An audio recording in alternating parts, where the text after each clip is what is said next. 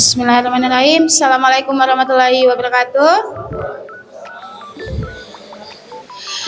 Oke, kita tadi udah semangat pagi ya oleh Pak Wanto. Sebelumnya ada kendala dalam bekerja? Nggak ada. Jawabannya udah tahu Pak, nggak ada, lancar, aman. Kalau untuk di PC kemarin alhamdulillah kerasnya lebih tinggi sih Bu dapat PC ya. Iya. Mungkin setelah kemarin kegiatan juga kan. Iya. PC pamitin Bu Eka ya. Setelah kerasnya udah di atas Cepat. 80% Alhamdulillah. Tepuk tangan dulu untuk semua tim. kalau seperti kan memang besar dia ya. Nah. Ini Nanti itu kan barangnya itu kan barang yang memang dari sini ya ke sini ya. Jadi kan si sales sama marketing tuh lebih penjualan di area display kan. Nah, nanti kita tambah lagi nanti intensnya. Kita buka yang barang lama nanti. Gitu. Kayak mana nanti ada kendala lagi nggak? Jadi ditambah. Jadi kalau udah berhasil satu level, naik level satu lagi, bukan stuck di level yang sama. Naik lagi, ditambah lagi. Ya tentu pasti ada kendala. Kita selesaikan lagi bersama. Gitu. Nah, yang berarti kan tinggal yang barang lama. Gimana nih barang lama ini bisa kejual seperti itu? Atau ada problem yang lain dari pramu, dari kasir? Ada? Nggak ada? Nggak ada? Nggak ada kendala. Nggak ada kendala Pak HRD. Oke. Terus yang untuk persiapan diskusi lintas divisi udah semua selesai. Nah, diskusi lintas divisi hari ini kan di cancel besok. Jadinya ketepatan Pak Bos lagi ada kegiatan mendadak, jadi di cancel untuk besoknya. Berarti Bang, untuk super murah udah dicoba belum? Ini kan sistemnya udah di notice. Jadi resiko untuk double-nya aman. alhamdulillah. Berarti tinggal safety-nya di pembarkotan. Di pembarkotan safety-nya.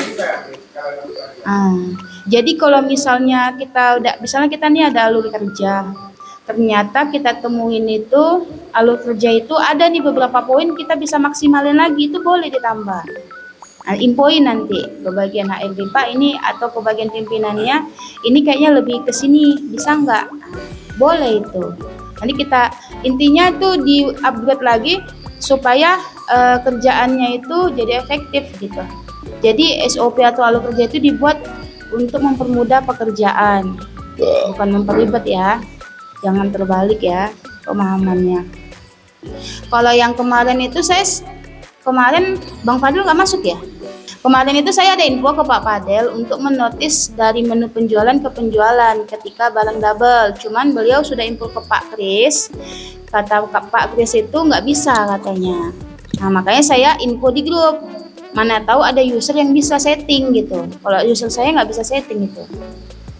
Tuh, jadi ternotis dia ketika di scan double itu. Tuh, untuk antisipasinya. Dan itu bisanya di semua menu penjualan, di kasir juga. Karena dulu kayak gitu, setahu saya. Cuman nggak tahu entah mau nyeting terpencet jadinya keluar notis, kurang tahu juga. Seperti itu. Terus ada lagi yang lain? Mungkin teknisnya aja sih Bu, berarti dia nyeganya per brand bintang ya. Kalau nggak per brand nanti satu nota beda nota nih, brandnya masih sama, itu nggak kebaca kan berarti? Nah, sebenarnya tuh alurnya itu yang mudah ya. Jadi pas ketika masuk barang itu dari PJ, sebaiknya itu memang di grouping per merek. Malah makanya metode penggroupingan produk itu sampai di level pengarungan. Misalnya yang penggroupingan pertama itu area sendal dewasa. Misalnya kita bicara sendal dewasa. Sendal dewasa dulu, misalnya cowok dulu, cewek dulu, anak-anak dulu. Kenapa? Ketika nanti dimasukin karung, kalau karung itu kan sistemnya piramid kan, dari di bawah dia ke atas kan. Nah, kalau kita buatnya zigzag, anak kecil, dewasa, anak, jadi itulah mengakibatkan karung itu melencong, atau kapasitasnya nggak pas seperti itu.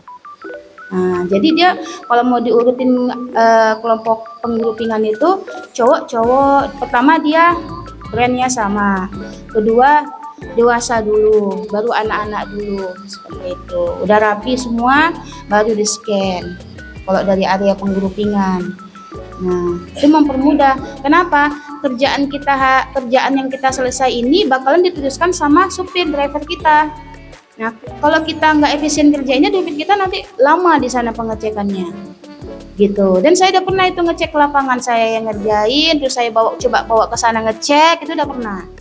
Jadi tingkat lamanya supir itu dalam pengecekan itu indikatornya itu apa ya, dari sini. Dari sini. Satu, penomorannya nggak ada, urutannya nggak ada. Biasanya kan dibuka karung itu, karung pertama itu di urutan berapa? Terakhir. Berarti ketika driver buka karung, item pertama itu yang nomor terakhir. Jadi dia mudah menjajarnya. Terus penomoran itu kalau bisa dekat barcode, bukan di barcode-nya, dekat barcode. Kenapa? Ketika nomor langsung sampingnya barcode, bisa membaca. Di situ ditaruh. Kadang kita nyari di mana nomornya, supir gak bingung. Titik letak fokus penulisannya itu nggak tahu gitu. Tapi kalau diinfoin misal titik letak penomoran itu di dekat barcode di samping, ya udah dia nengok nomor, dia bisa sekalian baca barcode. Gitu. Kadang kan kita naruhnya sembarang aja kan angkanya kan, yang penting ditulis. Terakhir nukar taruh barang, balik-balik lah tuh si supir si driver kan, nengokin barangnya kan, mana nomornya ini kan, lama tuh kan ada waktu tuh. Seperti itu. Baru di scan lagi, kayak barcode itu muncul kan, per nota, per barcode, nota, barcode, diklip, barulah dipecah dari nota barcode ini, disebarlah ke produknya masing-masing. Udah gitu kalau untuk super murah dia bukan per barcode pembacaannya dia, tapi di namanya yang dipakai. Nah, fokusnya di nama, seperti itu. Kalau di barcode kadang dia berbeda, barcode kita sama barcode mereka, tapi kalau di nama sama. Seperti itu, barulah dimasukin. Nah, pola-pola itu ada gitu. Seperti itu. Ya. Yang lain, tapi lebih mudah lagi kalau yang sales itu ya udah atur sekian belanja, kamu atur, itu lebih mudah lagi. Kalau ada bahasa seperti itu dari tim sales atau dari tim sales marketing, pertama yang dicari apa? Barang yang pas moving dulu, berapa persen Pak Wanto gitu. Baru barang yang repeat, baru barang sisipan, barang lama. 3 barang yang dikasih. Kalau ada sales minta ngatur barang seperti itu. Barang yang baru-baru, new arrival, barang pas moving, baru barang lamanya. Barang lama biasa 30% ya Pak Wanta ya. Terakhir kemarin komunikasi Pak Bos sama Ko Dedi, memang semuanya nggak diorder, nggak boleh dikirim. Oke. Itu kan kalau yang ini kan itu kan kalau super murah kan berdasarkan track record ya, sama barang-barang yang dioper dari sales. Ini kalau ketemu pelanggan udah kita aja yang ngatur gitu, barangnya terserah gitu. Nah, seperti itu komposisi produknya, seperti itu. Nah, nggak bisa tuh dikasih produk itu semua barang lama, semua barang baru, semua barang pas, nggak bisa. Memang ada sisipan seperti itu. Nah, jadi nggak bingung. Atau tanya langsung ke salesnya, Pak berapa persen? Kan kategorinya cuma 3, new arrival, barang pas moving, barang slow moving, 3, seperti itu. Yang lain yang mau ditanya? Udah dari Bu Ana. Ya, udah. Yang untuk evaluasi yang ini yang pakai yang itu Pak Wanto ya, per blok itu ya. Itu di kolom-kolomnya sesuai dengan identitas itu ya. Oke, berarti itu udah lebih efektif begitu ya. Alurnya seperti apa? Kemarin sampai masih kos sih mereka ya, jadi belum kita tulis apa.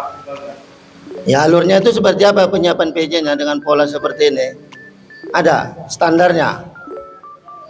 Nah kalau ada alurnya nanti coba disampaikan ke saya biar kita buatkan instruksi kerjanya ya supaya standar dia. Oke? Nah jadi untuk itu kan yang di posisi display di rak, yang menjadi PR ini kan yang di luar rak seperti ikat pinggang, tas, ya kan aksesoris sama yang di gudang gitu ya. Itu yang saya kasih kemarin kan umpan aja itu. Nah kedepannya hal-hal seperti itu coba digali dulu sesuai dengan apa yang cocok dengan di lapangan. Nah, atau mau saya juga yang kasih umpannya berikutnya? Kasih Gimana? lah. Hah? Kasih. Kasih 1, 2, 3, 4, 5 supervisor. Ya kan? Nggak apa-apa, mungkin bisa terbuka. Gitu. Awak HRD sebenarnya. Nggak apa-apa, nggak ada Iya kan? HRD ya. Nah, operasional itu kan harusnya wilayahnya orang supervisor. Ya kan Bu Bintang? Ya kan? Ya kan, itu satu ya kan. Nanti teruskanlah itu ke aksesoris sama gudang. Ya kan, saya ngasih umpan aja tuh 1 biji. Begitulah dia. Dan jangan anggap itu sudah paling terbaik. Makanya evaluasi terus menerus. Ketika ada yang tidak sesuai, lakukan perbaikan. Plan, do, check, action. Nah, itu siklusnya itu. Nah, jadi hari ini misalkan itu tepat, besok mungkin udah nggak tepat lagi. Butuh improvisasi. Lakukan improvisasi itu. Tapi pengajuan dulu biar seragam. Ya kan, uji cobanya boleh riset dulu. Ya kan, berapa lama durasinya. Sudah nanti diambil action, itulah berarti yang baku. Ketika sudah baku berarti sudah dibukukan. Kalau sudah dibukukan nanti yang lain bisa juga nerapkan. Nah, ketika ada juga ditemukan nanti hal-hal yang tidak sesuai, nah, improvisasi lagi. Buat lagi plan, do, check, actionnya. Itu terus menerus. Kalau itu terus menerus yang kita lakukan, mungkin hal-hal di lapangan yang ada kendala cepat teratasi. Ada solusinya. Jangan dibiarkan terus menerus. Cocok? Nah, kalau seperti yang ditunggu-tunggu Bu Ana tadi, untuk menunggu Pak Rudi, kayaknya nggak akan tertunggu Bu Ana. Karena Pak Rudi sudah sampaikan ke saya, dia mau fokus di lapangan, amankan situasi di toko. Apa mesti beliau lagi yang kita tunggu di toko? Nah, yang sudah kita alami kemarin ketika beliau di toko, yang lain tertekan, betul nggak? Nah, mau beliau yang turun langsung seperti ini, atau diberikan kepada tim wenangnya? Kepada siapa? Yang mana cocoknya? Seperti pola beliau kemarin atau diberi kewenangan kepada timnya? Ya udah, kepada tim kan? Udah ada leadernya kan? Ya udah. Jadi jangan tunggu-tunggu lagi Bu Ana. Apa yang sudah didapati solusinya, rembukan sama salesnya, sepakati udah, go. Jangan nunggu si bos lagi Bu Ana bilang untuk merembukkannya, merumuskannya. Nah, apa gunanya yang udah dibentuk timnya? Cocok kira-kira. Dan juga beliau ini juga saat ini sedang memberikan kewenangan itu kepada tim. Ya kan? Nggak terlibat secara penuh atau secara langsung. Beliau hanya sifatnya memfasilitasi apa yang dibutuhkan. Persetujuan masukan bukan lagi dari awal.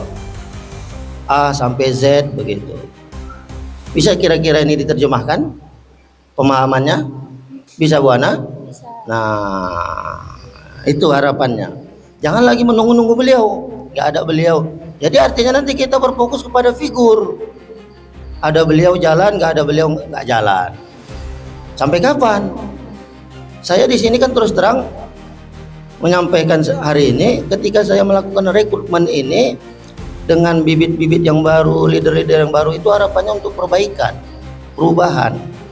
Dulu seperti yang lama-lama kan nggak ada seperti ini kan polanya kan. Nah, ketika saya buat pola seperti ini itu untuk kemandirian, tidak ketergantungan. Kalau kemandirian itu kan udah ada job masing-masingnya, dibentuk lagi per departemen, betul kan? Kalau dulu nggak ada per departemen kan, riba sude begitu kan. Ini sudah kita bentuk per departemen, ada leadernya, skopnya sudah detail, spesifik. Nah, itulah dia yang dikelola. Jadi jangan lagi menganggap, nah nggak ada bosnya, nggak bisa jalan ini. Nah, itu pola pikir yang terhambat jadinya kita nanti untuk maju, untuk berkembang. Jadi dengan pola sekarang ini, harapannya untuk memberikan warna dalam pengelolaan toko kita menjadi lebih baik harapannya.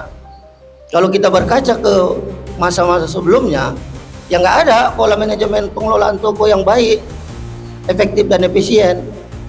Nah, jadi ibarat katanya ya memang betul fokus kepada figurnya. Kalau fokus kepada figur nanti kan nggak ada standar, ya kan?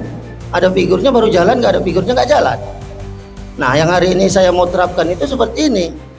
Sudah ada job desk-nya, job list-nya, spesifiknya apa, bagiannya apa, itu dijalankan. Nggak lagi berfokus kepada orangnya siapa, ya kan? Nggak ada yang bimbing segala macam. Nah, itu dia. Baru nanti enak kita ketemunya kalau general meeting. Nah, ada bahan masing-masing departemen, ya kan? Untuk dibahas, disiapkan datanya dan lain segala macamnya. Oke? Kalau hari ini mau lanjutkan meeting aja Bu Ana. Nah, jangan nunggu-nunggu beliau lagi. Katanya dia mau ada kasih saran juga Pak, Masih saran juga. Saran per individu atau di dalam forum. dalam forum. Nah, ini kan kita forumnya ini kemarin kan yang pertama nih ya, kalau saya urut lagi ya, kita minta masukan dari operasional untuk evaluasi 1 minggu itu kan deadline-nya. Ya, Untuk prosedur penyiapan PJ. semua lini lah. Enggak, yang pertama dulu nih, yang dari operasional. Sudah ketemu polanya dari operasional, baru nanti kita bandingkan ke sales, ya kan? Ketemu dengan sales baru kita cari kesepakatannya kan? Iya. Menurut saya sudah sepakat nih nanti baru kita ajukan begitu. Iya. Ini kan belum putus Belum, ini kan? disinilah nanti Ya udah. sepakatnya. Bagusan ini lanjut aja dulu ke tahap pembahasan bersama. Sudah sepakat kira-kira apa positif dan negatifnya atau plus minusnya. Baru nanti ketika masuk ke dalam tahap persetujuan, oke gitu. Baru dilibatkan beliau. Nah, jangan lagi dari tahap perumusan. Enggak. Nah, ini kalau memang udah efektif seperti ini, Kalau- sepakat orang marketing, ya udah. Kalau yang ini kan mereka udah siap semua Pak pengerjaannya, tinggal dibacain lah, didiskusiin sama divisi yang lain Iya. kan. Ya udah tinggal pengesahan kalau Ya yang udah, ini, ini- lah udah dibuat. Atau rundingan aja dulu sama marketing atau sales supaya salesnya juga tahu dan marketingnya tahu. Jadi udah klop nanti di sini, tinggal pembukuan atau segala macamnya untuk persetujuan baru ke beliau. Beliau hanya mengetahui, yang penting di lapangan atau di operasional toko efektif. Dah gitu aja menurut saya. Gimana kira-kira? Cocok? Boleh. Ya kan? Nah, jangan nunggu dulu beliau untuk saat seperti ini, untuk hal yang seperti itu. Udah puncak nanti baru. Cocok kira-kira? Cocok. Ya udah, lanjut aja nanti berarti seperti itu. Ya kan? Lanjutlah Bu Ana. Ada yang lain mau ditanya? Ada? Nggak ada? Kemarin saya ada pengajuan di tugas saya. Pak Rudi cuma ngasih jempol, jadi saya nggak tahu itu biasa saya apa enggak. Jadi minta jawaban hari ini. Dia kan yang kemarin minta support untuk Videotron. Videotron itu ada yang per bulan 500, 1 juta sama 1.500.000. Sama yang per bulan, per 3 bulan, 6 bulan atau setahun. Kalau dibayar 6 bulan sama setahun itu ada diskon spesialnya. Pak Rudi cuma ngasih jempol 2. Oke, kalau saya menanggapi Videotron itu, berarti kan promosi ya. Berarti kan satu produk apa yang ingin kita taruh di situ, letak di sana. Yang kedua, kita ketahui bahwa Abang Putra nggak ada produk khusus ya. Makanya rencananya Abang Putra Jayanya aja yang ditaruh Malukunya. Oke. Kalau di situ basicnya promosi, satu dari promosi itu pastikan karena kita sudah berbayar, feedback baliknya itu kan apa satu. Tapi kalau poinnya itu lebih kayak kerjasama atau yang lain boleh juga. Masukkan aja Pak pengajuannya, terus detail tujuannya, produknya apa, semua. Jadi ada beberapa pengajuan itu dia sebetulnya ada bagannya supaya pengajuan itu diterima. Seperti itu. Kadang kan kita buat pengajuan sering ditolak ya, kadang ya. Nah, itu nggak masuk standar tuh biasanya, atau direvisi. Nah, kita buat dulu. Kalau biasa yang Pak Rudi mau itu kan tujuannya tuh apa, RAB-nya berapa, detailnya berapa, buatlah di dalam satu form gitu. Nah, nanti tinggal diajukan, ya udah tinggal DCC atau enggak, baru nanti tulisan ke Bapak gitu. Soalnya di situ bahasanya bukan menawarkan, nanti saya juga. Iya, nggak apa-apa, dibuat aja pengajuannya, dibuat aja pengajuannya. Sekalian efeknya itu apa, manfaatnya itu apa gitu. Bahasa di situ kan, atau Koko minta tolong support ke Videotron Koko. Ya, seperti itu sih. Ada lagi yang lain? Nggak ada? Sudah Pak? Udah? Cukup? Tuh. Cukup, Bu Rega, Bu Bintang, Bu Risa. Atau ini Pak, Apa itu? yang tadi yang ada Bapak tanya tadi. Jadi dari tim kita review ulang, dari tim maunya langsung Pak Bos yang handle kayak kemarin, atau kita buat pola seperti ini. Berarti kalau kayak pola kayak gini, berarti tim harus mandiri. Nah, tak harus disuruh-suruh, harus bisa sesuai deadline-nya, tanpa perlu diminta, bisa buat program sendiri, sesuai dengan jabatannya masing-masing kan Pak? Itu. Nah itu. Kalau dari Pak Rudi kemarin udah pernah semua kan? Seperti itu polanya. Nah dari tim seperti apa? Kecuali SO ya, SO itu Iya. jangan dieksekusi sendiri atau Iya. penyesuaian jangan dilakukan sendiri. Nah, hal-hal yang seperti itu kan yang vital itu kan. Iya. Kalau vital itu jangan dieksekusi sendiri.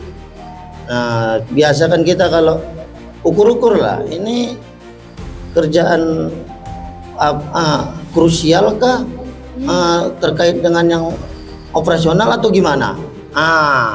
Jadi ketika kita mengambil keputusan mau actionnya itu di saat itu juga kita pikirkan dampaknya.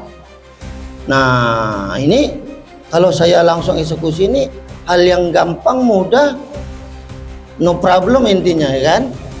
Atau berdampak nanti secara luas kalau tanpa diketahui ataupun persetujuan dahulu itu ya kan. Makanya kita kan sudah buat itu terprogram dan rencana.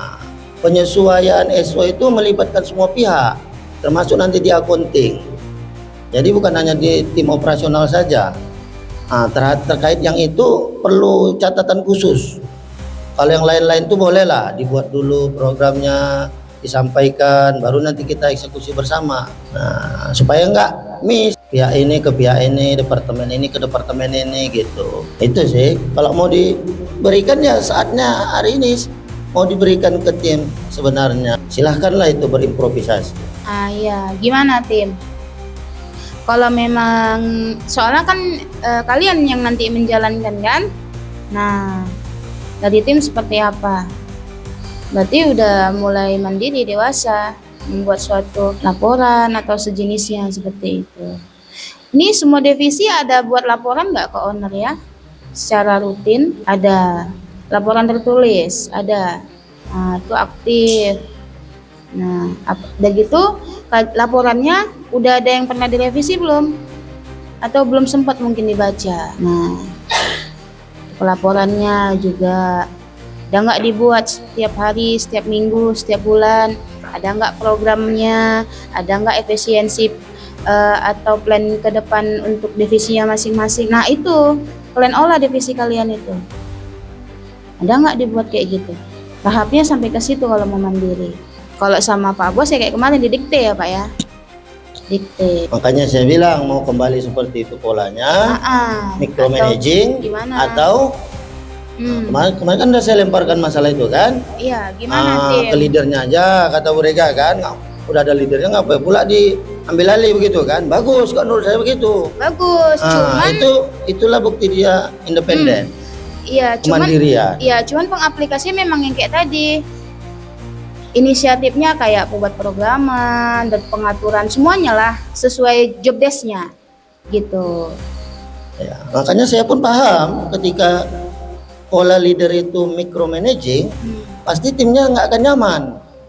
Contoh aja, Pramu, Bu Rega sebagai leader. Pramu ketika dia sibuk dengan tugasnya sendiri, padahal kita sudah ada nih SOP-nya. Pertama, skala prioritas kita siapa? Pramuniaga contohnya. Pelanggan. Dia sibuk display nih. Ya kan? Plak-plok. Datang pelanggan cuek aja. Iya. Mesti diarahkan lagi sama leadernya. Bang, tolong layani pelanggan. Seorang pramu seperti itu nyaman nggak kira-kira? Nggak nyaman kan? Seharusnya dia kan harus sigap. Iya. Nah itu pola micromanaging itu seperti itu. Ini memang dia melakukan tugas prepare atau display gitu kan, tapi dia mengabaikan prioritasnya kepada pelanggan. Kita tegur dia. atau kita arahkan dia. Tolong dulu lah, ini pelanggan dulu. Contohnya kan, berubahlah dia dari mendisplay ke pelayanan. Suatu saat ini pasti dia nanti merasa ngatur-ngatur aja Bu Rega nih. Pasti begitu kan? Betul nggak kira-kira? Nah, harapannya hal yang seperti itu yang sudah kita sepakati menjadi inisiatif pelaksanaannya. Ya kan? Kasir contohnya. Ketika ada pelanggan, apa prioritas dia? Pramu. Ketika ada pelanggan, apa prioritas dia? Ya kan? Kita semua, apa prioritas kita ketika ada pelanggan? Kerjaan utama kita harus ditinggalkan dulu. Karena prioritas kita pelanggan. Nah, itulah dia bentuk pelayanan langsung. Ya kan, walaupun itu memang berdampak yang kita kerjakan itu. Benar. Lagi nyusun display, Iya. ya kan, merapikan display, membersihkan areal toko, memang betul pelayanan tak langsung kan. Cuman ada yang langsung. Kenapa kita prioritaskan pelanggan? Karena pelanggan itu mendapatkan pelayanan langsung. Yang kita bereskan tadi areal display, kebersihan toko, itu pelayanan yang tidak langsung sifatnya. Dua-duanya hal yang penting untuk pelanggan dalam bentuk pelayanan. Namun ada yang langsung, ada yang tidak langsung. Makanya kepada prioritas pelanggan itu menjadi prioritas. Ketika kita sibuk lagi pajang display, beres-beres, ada pelanggan yang memang pelanggan itu tujuan utama kita, prioritasnya begitu. Nah, itu bentuk micromanaging tadi. Kira-kira nyaman nggak kita macam gitu? Nggak nyaman kan? Nah, itu dia tadi. Harusnya kita inisiatif melaksanakan sesuai yang sudah ditetapkan. Cocok kira-kira? Cocok. Nah, jadi kembalikan seperti saya sampaikan kemarin, mau micromanaging atau diberikan kepada kewenangan masing-masing. Ya kan? Udah sepakat kemarin ke leadernya aja, ya kan? Ya udah, itu pilihan yang terbaik menurut saya. Saya kan hanya mancing aja, menilai. Mau ditimang-timang juga, di TTI juga udah 3 tahun atau gimana gitu kan? Kan begitu dia. Enak diarahkan sama Pak Bos lah, berarti polanya itu pengen ditimang-timang terus, ya kan? Nggak akan mandiri. Nah, jadi kita pakai pola pikir terbuka dulu ya, growth mindset ya. Jangan kita merasa senang ketika kita kerja itu diajarin terus. Ada tipikal leader yang memang dia mau macam begitu. Cuman kitanya nanti yang nggak akan mandiri, ya kan? Ada macam kita sama orang tua aja lah contohnya, ya kan? Nah, ketika orang tua kita menyuruh kita sekolah itu pergilah ke sana, jalan sendiri, nggak ada masalah kan gitu kan? Biasa diantar nih kan? Tapi suruhnya kita jalan berkilo-kilometer untuk kita mandiri kan, merasakan jerih payahnya kita menjalani pendidikan itu gitu kan? Pergi sekolah mesti jalan misalnya, nah, itu kan ada pelajarannya. Kalau kita pakai pola pikir growth mindset, nah di situ maksudnya. Jadi jangan senang kita ketika dipandu sama leader kita dari A sampai Z berulang-ulang, terus menerus. Nah, jangan senang. Ada hikmah di baliknya itu nanti yang diambil oleh leadernya.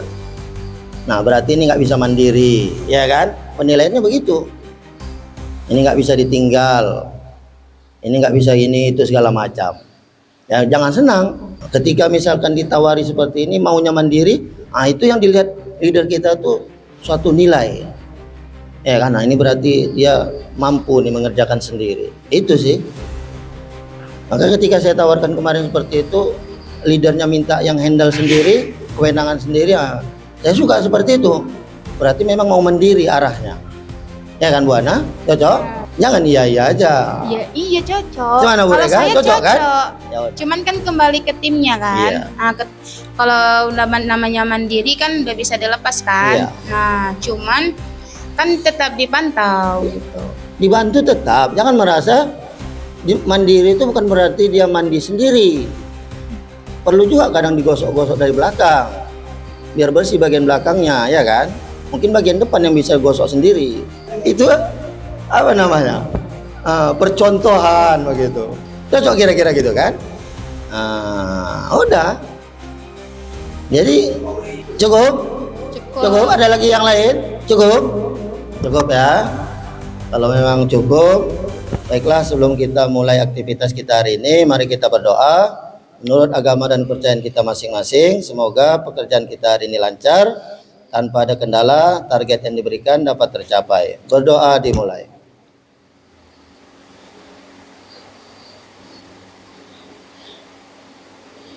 Berdoa selesai.